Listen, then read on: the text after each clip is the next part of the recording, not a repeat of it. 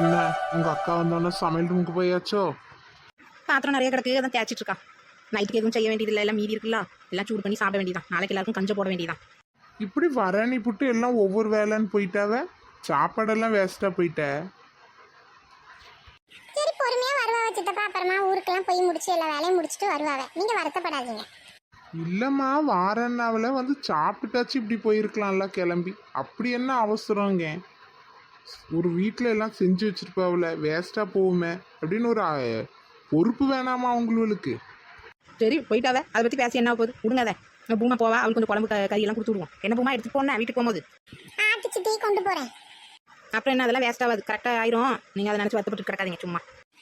அந்த ஞாபகமே இல்லை சித்தி. நானே கிளம்பி வீட்டுக்கு போலான்னு கிளம்பிட்டேன். அம்மா அப்புறம் கடைக்கு வந்தாவ. வரும்போது தான் ஃபோன் பண்ணாவ எனக்கு. சித்தி வீட்டுக்கு பேசாம நீ நான் மச்சு போயிட்டு வந்துடுவோன்னு தான் நானும் அம்மையும் அப்புறம் கிளம்பி வந்தோம் சித்தி. இல்லைன்னா நாங்களும் வந்து தான் இருக்க மாட்டோம். சரி எல்லாரும் வராமல் இருந்தால் வருத்தப்படுவே, நாங்கள் 2 பேராச்சும் கிளம்பி வருவோம்னு வந்தோம் பார்த்துக்கோங்க. அம்மையும் நான் அப்படியே வீட்டில் விட்டுட்டு நான் என் வீட்டுக்கு போயிடுவேன். அம்மைக்கும் கொஞ்சம் குழம்பெல்லாம் கொடுத்து விடுங்க. அதனால குழம்பு கறியெல்லாம் வேஸ்ட் ஆகாது. கவலைப்பட்டுட்டு கிடக்காதீங்க. தம்பி 2 பேரும் சாப்பிட தானே செய்வாங்க வீட்டுக்கு எடுத்துகிட்டு போனா. ஆமா பத்தியா,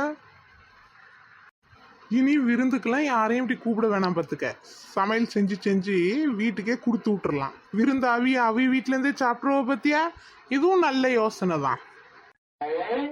ஏன் சித்தப்பா குவாச்சிக்கிட்டாவ போல. சித்தப்பா குவாச்சிக்கிட்டீங்களோ நான் சொன்னதுக்கு? இல்லைம்மா நெசத்தை தான் சொல்லிட்டு இருக்கேன். இப்படி செஞ்சு செஞ்சு வச்சு வீட்டுக்கு ஒரு ஆள் வந்து எல்லாத்தையும் எடுத்துட்டு போயிட்டாவன்னா வீட்டில் செஞ்ச சமையலும் வேஸ்ட்டாக போகாது, விருந்தும் முடிஞ்சிடும் பத்தியா. என்ன நான் சொல்றது? சேர்ந்துருக்க சித்தி சித்தப்பா குவாச்சிக்கிட்டாவ போல. என்ன சித்தி இப்படி எழுந்து போயிட்டாவல விடுறேன்னு? ஊர்கிட்ட தரமா பேசிங்கன்னா அப்புறம் எழுந்து போகாம என்ன பண்ணுவாரு? அறிவு இருக்கவன கொஞ்சமாச்சு. நானே அவனால வர முடியலன்னு அம்மையையும் அக்காவையும் அனுப்பிச்சு வச்சிருக்கான்னு சொல்லியிருக்கேன். நீ அவகிட்ட போய் அம்மா மறந்துட்டா அப்புறம் ஃபோனை பண்ணா அதான் நான் வந்தேன்னு சொன்னீங்கன்னா உள்ளதெல்லாம் அப்படி சொல்லி வச்சுன்னா அப்புறம் கோவம் தானே வரும். ஏற்கனவே சொன்னாரு, நம்மளா வழியே போயிருக்கோம், கூப்பிட்டோம் வரானான்னு பாரு, யாரும் வரமாட்டாவன்னாவே. அதே மாதிரி கரெக்டாக யாரும் வரல, நீ அம்மையை தான் வந்திருக்கிய. இதை போய் ஓப்பனாக அவர்கிட்ட பேசினா அப்புறம் நமக்கு கணக்கு போட்டு சரியா போச்சு, தாயமாவும் தெரியாமல் வந்திருக்காவே நினச்சிட்டாரு அவரு. ஐயோ சித்தி பேட்ச் வாக்கில் வாய் தவறி சொல்லிவிட்டேன் சித்தி. இப்போ என்ன பண்ண? பண்ணுறதெல்லாம் பண்ணிட்டு என்னன்னு கேட்பா. இப்போ விடு, வேற என்ன பண்ண, எல்லாம் என் தலையெழுத்து. உங்கள்கிட்ட சவகாசம் வச்சுக்கிட்டு நான் மாட்டிட்டு முடிக்க வேண்டியதா இருக்கு. ஏன்டி கத்திட்டு கிடக்கியே? என்னாச்சு? ஓ மவா இருக்கால அவதான். நானும் அம்மையும் வந்தோம், மறந்துட்டோம். அப்புறம் வரலான்னு பார்த்தோம், அம்மா தான் ஃபோன் பண்ணி வர சொன்னாவே. அதனால கிளம்பி வந்தோம்னு சொல்லிவிட்டா. அவருக்கு வச்சுட்டு உள்ள போயிட்டாவே. ஏன் பூமா இப்படி இருக்கா? எப்படி எங்க என்ன பேசணும் எதுவும் உனக்கு தெரிய மாட்டேங்குது. ஆள் தான் வளர்ந்துருக்கா, ஒரு புத்தி இல்லை உனக்கு. சரி விடு, சும்மா இனிமேல் சத்தம் போட்டு கிடக்காத வந்த இடத்துல அவளை.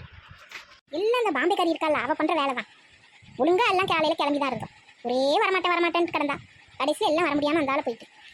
சித்தி சித்தப்பா வேற வீட்டில் தங்கச்சி மாதிரி எதுவும் இருக்கான்னு கேட்டாவ போல. குமாருக்கு கல்யாணம் பண்ணி வைக்க. ஆமா, உங்க சித்தப்பா கேட்பாரு, ஆள் நல்லா சவப்பா இருக்கல்ல, அதனால கேட்டுப்பாரு. நானும் வேணாம் நினைப்பேன். இந்த மாதிரி மருமகளாம் நம்மளுக்கு வேணாமா? கருப்பா இருந்தாலும் பரவாயில்ல, என் பிள்ளைக்கு நல்ல குணமா இருந்தா போதும். ஏமா குணம் சுமாரா இருந்தாலும் பரவாயில்ல, எனக்கு நல்லா பொண்ணு சவப்பா இருக்கணும் பார்த்துக்க. கருப்பு பிள்ளைலாம் எனக்கு வேணாம். இல்ல சவப்பா இருக்க பிள்ளையை கூட்டிட்டு சிங்கோலையே நடிக்க போறா. குணம் வேணாமா? இல்ல குணம் தான் வேணும். கருப்பா இருந்தாலும் பரவாயில்ல, கலையா எத்தனையோ பிள்ளைகள் இருக்கு, நல்ல பிள்ளைய பார்த்து கட்டி வைக்கேன்.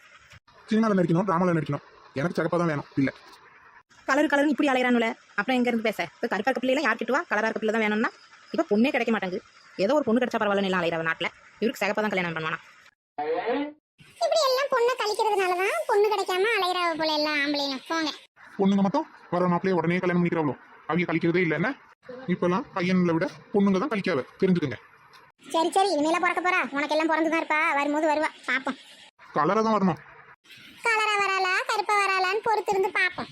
ஆமா கடவுள் யார் யாருக்கு என்னென்னு எழுதி வச்சிருப்பாருல, உனக்கு என்ன எழுதி வச்சிருக்காரோ அதுதான் அமையும்.